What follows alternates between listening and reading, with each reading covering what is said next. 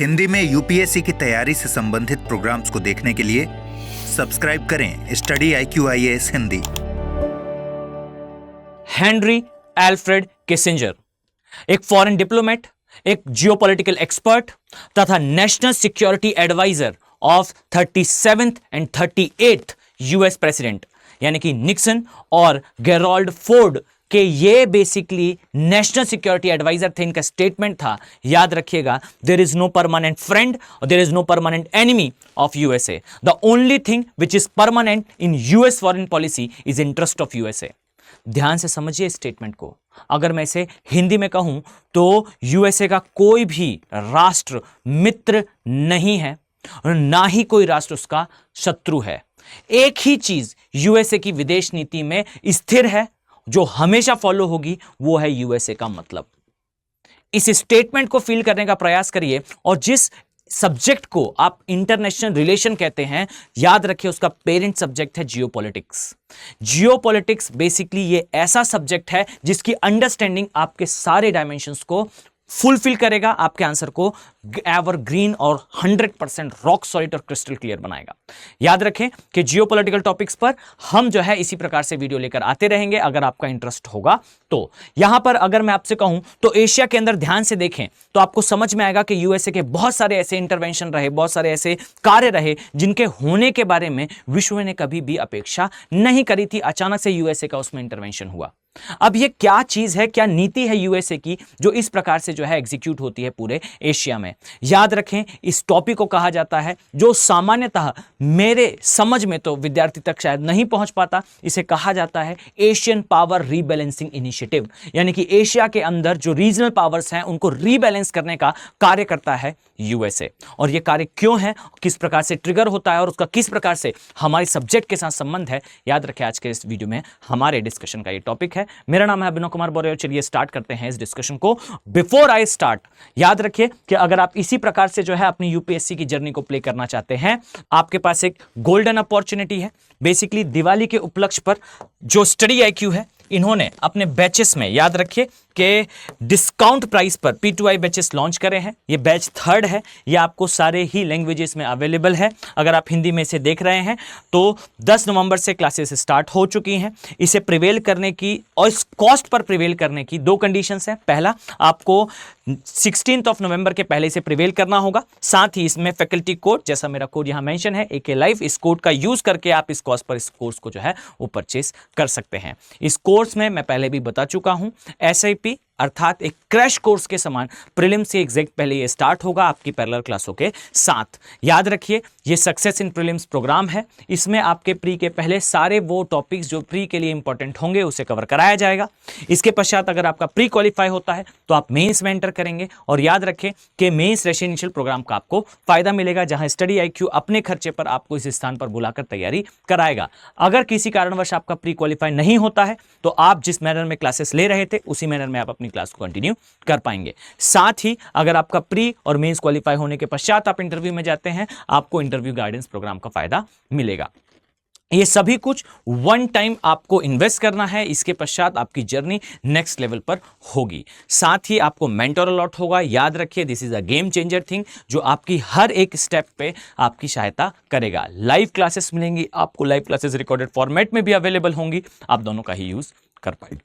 तो मैं उम्मीद करता हूं कि आप सभी को मैं इस बैचेस में देखने वाला हूं। और चलिए हम इस टॉपिक को स्टार्ट करते हैं, जहां आप देखेंगे इस प्रकार से कि जियोपॉलिटिक्स में यूएसए का इंटरवेंशन है कि एशिया के अंदर हर एक कंडीशन में यूएसए का कोई ना कोई इंटरवेंशन आपको दिखाई देगा। यहां जो मेरे पीछे आप जो रेड स्पॉट देख पाएंगे, इस प्रकार से अगर मैं आपको दिखाऊं तो ये जो रेड स्पॉट हैं ये दिखाते हैं कि यूएसए का इन स्थानों पर कभी ना कभी किसी ना किसी प्रकार का इंटरवेंशन रहा है।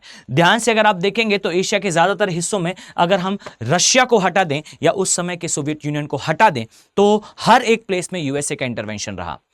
अगर हम इसे देखें तो यूएसए की आज़ादी के पश्चात, यूएसए की जो आज़ादी का या फ्रीडम का ईयर है 1776 के पश्चात से आज तक 400 से ज़्यादा, आप सोच कर देखिए कि आज़ादी के बाद से आज तक यानी कि 2023 तक जिस समय पर यह वीडियो रिकॉर्ड हो रहा है तब तक 400 से ज़्यादा बार मिलिट्री इंटरवेंशन करे हैं यूएसए ने, चाहे वो छोटे स्तर पर हो या बृहद स्तर पर।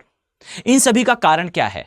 अगर मैं इसे थोड़ा सा डिस्कशन को और एंडाज करूं तो आप पाएंगे कि चाहे वो सेंट्रल एशिया हो, सोवियत यूनियन जो कि पहले जो है यूएसएसआर के नाम से जाना जाता था, उसके डिसइंटीग्रेशन के पश्चात यानी कि उसके जो है विभाजित होने के पश्चात, समाप्त होने के पश्चात जो नेशंस बने, उनके लिए 2001 के बाद से यूएसए ने बहुत सारी ऐसी नीतियां बनाई, बहुत सारे ऐसे इंटरवेंशन करे जो सेंट्रल एशिया के अंदर रीजनल पावर्स को डिसबैलेंस करता है।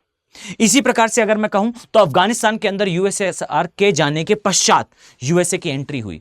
यूएसएसआर का अंदर हस्तक्षेप करना अफगानिस्तान के अंदर एक समझ लेने योग्य बात है कि एशिया की ही पावर रहा यूएसएसआर, और जो है अफगानिस्तान के अंदर उसकी एंट्री हुई, कम्युनिज्म का माध्यम रहा। लेकिन यूएसए की एंट्री ये थोड़ा समझ से बाहर की बात है। इसी प्रकार से कश्मीर डिस्प्यूट पर आज से पहले तक यूएसए ने इतने बार इसे इंटरनेशनलाइज करा, शायद डायरेक्टली यूएसए का कोई लेना देना नहीं रहा था।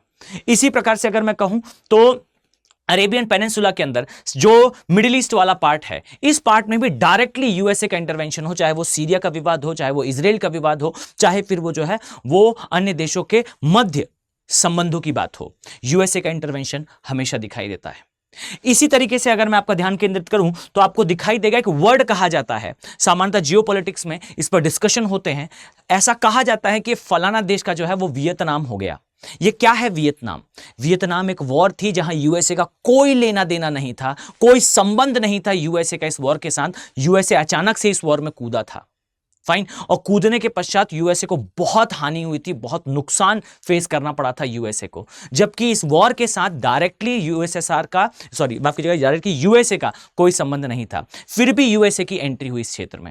अब चाहे वो डिस्कशन आप सेंट्रल एशिया के लिए ले लीजिए, यानी कि मध्य एशिया के लिए लीजिए, या फिर मिडिल ईस्ट के लिए लीजिए, या फिर साउथ ईस्ट एशिया के लिए लीजिए, आपको दिखाई देगा कि एशिया के अंदर हर एक पार्ट में कभी ना कभी यूएसए का कोई ना कोई इंटरवेंशन रहा है। यह दिखाता है कि यूएसए की कोई ऐसी फॉरेन पॉलिसी है जो यूएसए को इस कार्य को करने में सब्सटेंशियल आइडियोलॉजिकल सपोर्ट देती है। कुछ ना कुछ ऐसी नीति है जिसे हम समझने का प्रयास करेंगे। अब यहां समझिए कि यह नीति है क्या।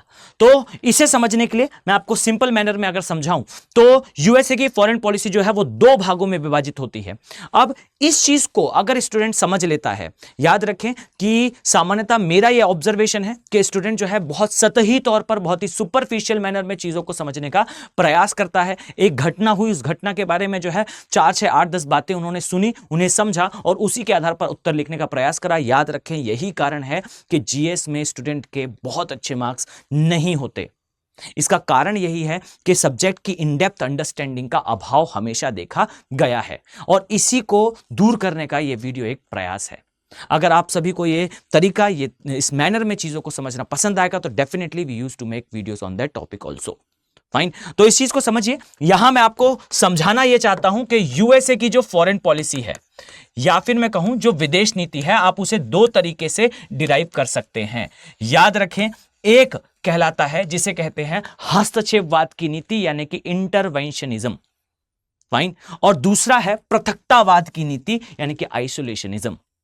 यहां पर इन दो तरीकों से यूएसए अपनी फॉरेन पॉलिसी को ट्रिगर करता है। मैं फिर से कहूं, हस्तक्षेपवाद की नीति और पृथकतावाद की नीति यानी कि इंटरवेंशनिज्म और आइसोलेशनिज्म, फाइन। और इसके तहत यूएसए हर एक एरिया में या तो हस्तक्षेप करेगा या तो हस्तक्षेप नहीं करेगा। और 19वीं शताब्दी के पश्चात यह देखा गया कि यूएसए ने जो है वो इंटरवेंशनिज्म पर ज्यादा फोकस करा है, यानी कि विश्व की वो महाशक्ति जो बेसिकली वर्ल्ड लेवल पर अपना इंफ्लुएंस रखती है, उन्होंने अपनी फॉरेन पॉलिसी में अडॉप्ट करके रखा है कि विश्व के हर एक भाग में किसी ना किसी डिस्प्यूट पे यूएसए के इंटरवेंशन होना आवश्यक होंगे, यानी कि यूएसए का हस्तक्षेप करना आवश्यक होगा। फाइन, और यही कारण है कि आप पाएंगे कि एशिया हो, अफ्रीका हो, लैटिन अमेरिका हो, कोई भी क्षेत्र हो, यूएसए के इंटरवेंशन हमेशा होते हैं और जिसका यूएसए कॉस्ट पे करता है। याद रखिएगा, किसी भी विवाद पर अचानक से कोई कमेंट दे देना और उसमें एंट्री कर लेना, यह आसान बात दिखाई देती है, लेकिन उसका एक कॉस्ट होता है जिसे पे करना पड़ता है उस देश को, और यूएसए ने कॉस्ट हमेशा अवेल करा है। और इसका कारण क्या है? इसका कारण है वर्ल्ड के सुपर पावर के फॉर्म में अपने आप को कंटिन्यू रखना। फाइन। अब यहां समझिएगा, हर एक देश का, चाहे वो इंडिया हो, चाहे वो चाइना हो, चाहे वो रशिया हो, चाहे वो यूएसए हो, हर एक नेशन का एक एम्बिशियस प्रोजेक्ट होता है। अब इसे अपने दिमाग पर सेटल डाउन कर लें कि भारत का भी एक एम्बिशियस प्रोजेक्ट है। यहां आप देखेंगे, अगर आपने फील कर पाया हो तो आजादी के बाद से आज तक जितने भी हमारे बड़े लीडर्स आए, उन सभी का एक स्टेटमेंट रहा है, उन सभी की जीवनी में उठाकर देखिए, कहीं ना कहीं उन्होंने ये लाइन लिखी है कि हम चाहते हैं कि भारत के अंदर जो नदियां हैं उन्हें जोड़ा जाए। नदी जोड़ो परियोजना भारत का एक जो है सबसे बड़े एम्बिशियस प्रोजेक्ट में से एक है। इसी प्रकार से आप चाइना का देखेंगे, इंडिया के भी काफी इंटरनेशनल लेवल पर प्रोजेक्ट्स हैं, हम कभी डिटेल में इस पर डिस्कशन करेंगे। अगर मैं चाइना का इस पर उदाहरण लूं तो आप पाएंगे one belt one road initiative. India की जीडीपी है 3 ट्रिलियन की, अगर हम बहुत ज्यादा उसे बढ़ाकर बताएं या फिर हम पूरी इकोनॉमी को टोटलिटी में देखें तो हम 5 ट्रिलियन बन जाएंगे कुछ वर्षों में, तो भी ये 5 ट्रिलियन है। चाइना का प्रोजेक्ट है जिसका एस्टिमेटेड कॉस्ट जो है वो $1 ट्रिलियन है, जिसे बेल्ट एंड रोड इनिशिएटिव के नाम से जाना जाता है। इसी प्रकार से हर एक देश का एक बड़ा प्रोजेक्ट है जिस पे वो देश अपना काफी पैसा खर्च करता है, और यहीं मैं आपका ध्यान केंद्रित करना चाहूंगा यूएसए के इंटरवेंशनिज्म यानी कि हस्तक्षेपवाद की नीति, और इसे ऑफिशियली जो है कहा जाता है Asian power rebalancing initiative by USA. Asia के अंदर जो क्षेत्रीय ताकतें हैं उनके रीबैलेंस करने की नीति यूएसए बेसिकली प्ले करता है। और यही आपको जो है वो समझ में आएगा कि क्या कारण है कि यूएसए कभी कश्मीर डिस्प्यूट पर अपना कमेंट देगा, कभी अफगानिस्तान के अंदर हो रही गतिविधियों पर अपना कमेंट देगा, कभी मिडिल ईस्ट में जो है वो या फिर सऊदी अरेबिया के क्षेत्र में अपना जो है इंटरवेंशन शो करेगा, या फिर जो है वो सीरिया का विवाद हो, इजराइल का डिस्प्यूट हो, इन सारे डिस्प्यूट्स में यूएसए के स्ट्रॉन्ग स्टैंड्स होंगे। उसका कारण यही है, यूएसए की फॉरेन पॉलिसी है हस्तक्षेपवाद की नीति।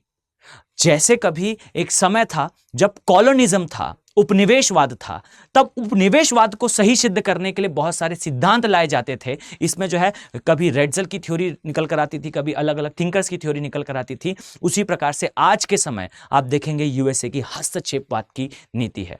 अब मैं आप सभी से रिक्वेस्ट करूंगा कि आप मुझे कमेंट सेक्शन में बताएं कि पृथकतावाद ज्यादा अच्छा है, आइसोलेशनिज्म ज्यादा अच्छा है, या फिर हस्तक्षेपवाद अच्छा है, या फिर हम कहें इसे इंटरवेंशनिज्म अच्छा है। अच्छा कुछ भी हो, पर प्ले यूएसए करता है। कभी ये इंडिया के यानी कि भारत के पक्ष में होता है, कभी ये भारत के विपक्ष में होता है, कभी भारत के अगेंस्ट होता है। पक्ष में कब होता है? जब ये चाइना के अगेंस्ट हो, और हमारे लिए अगेंस्ट तब होता है जब हमारे अगेंस्ट ये जो पाकिस्तान के फेवर में ये प्रूव करता हुआ दिखाई दे। तो अगर आप इसी प्रकार से जियोपॉलिटिकल टॉपिक्स को समझना चाहते हैं, अपनी अंडरस्टैंडिंग डेवलप करना चाहते हैं, तो अपने सुझाव, अपने जो एडवाइजेज हैं, आप उसे कमेंट सेक्शन में मेंशन करें। इस वीडियो को थोड़ा सा शेयर करिएगा। याद रखें, आपका जो एक शेयर है वो हमें मोटिवेट करेगा इसी प्रकार के वीडियोस आप तक लाने में। तो थोड़ा सा इसे स्प्रेड करेंगे तो मैं दावे के साथ कहता हूं वो कंटेंट, वो चीजें जो आप तक बहुत लिमिटेड फॉर्म में पहुंची थी या फिर बहुत सतही तौर पर पहुंची थी, उनका इन डेप्थ एनालिसिस आप तक आएगा। तो थोड़ा सा आपका सपोर्ट, और आप एक बार इसे शेयर करिए, फिर देखें हम किस प्रकार से जो है आपके लिए इसी प्रकार के वीडियोस लेकर आते हैं। मिलते हैं इसी प्रकार से एक नेक्स्ट वीडियो में। Have a very nice day. Thank you. Hindi में यूपीएससी की तैयारी से संबंधित प्रोग्राम्स को देखने के लिए सब्सक्राइब करें स्टडी IQ IAS हिंदी।